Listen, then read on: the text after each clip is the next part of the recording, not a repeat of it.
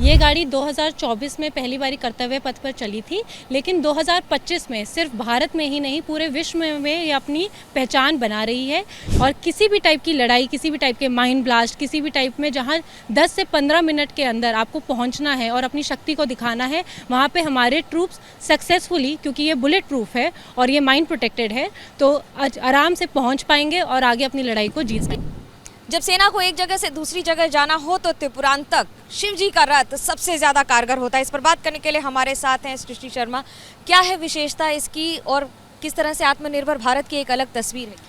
ये गाड़ी पूरी इंडिजिनियसली भारत द्वारा बनाई गई है। टाटा एडवांस सॉल्यूशन ने इसको बनाकर तैयार करके भारत को दिया है, भारतीय सेना को। ये गाड़ी 2024 में पहली बारी कर्तव्य पथ पर चली थी, लेकिन 2025 में सिर्फ भारत में ही नहीं पूरे विश्व में ये अपनी पहचान बना रही है।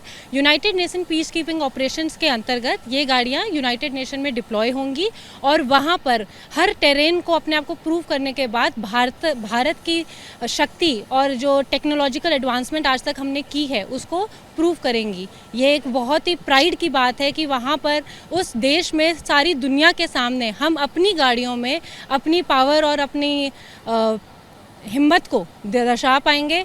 और किसी भी टाइप की लड़ाई, किसी भी टाइप के माइंड ब्लास्ट, किसी भी टाइप में जहाँ 10 से 15 मिनट के अंदर आपको पहुँचना है और अपनी शक्ति को दिखाना है, वहाँ पे हमारे ट्रूप्स सक्सेसफुली, क्योंकि ये बुलेट प्रूफ है और ये माइंड प्रोटेक्टेड है, तो आराम से पहुँच पाएंगे और आगे अपनी लड़ाई को जीत पाएंगे। विशेषता क्या है? इसका वजन क्या है? कितने लोग एक समय में जा सकते हैं? इसके टायर्स वगैरह किस तरह से एकदम फुल प्रूफ है?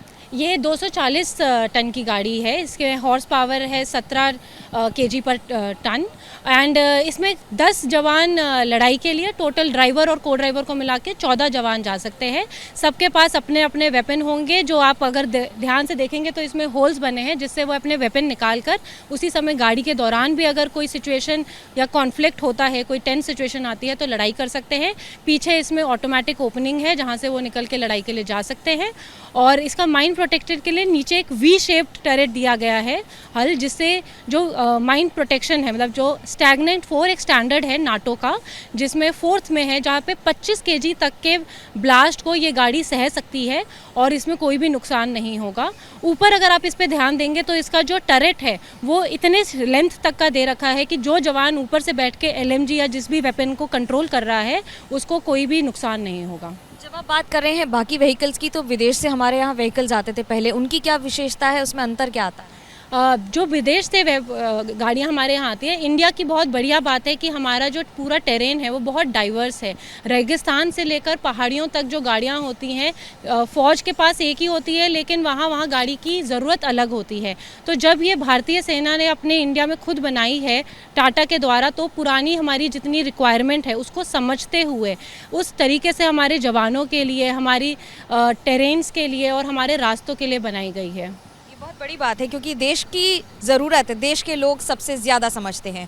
कैमरा पर्सन सुनील पांडे के साथ Manogya Loiwal, Delhi, ABP news. For exclusive and insightful videos, subscribe to our new channel ABP Live Premium.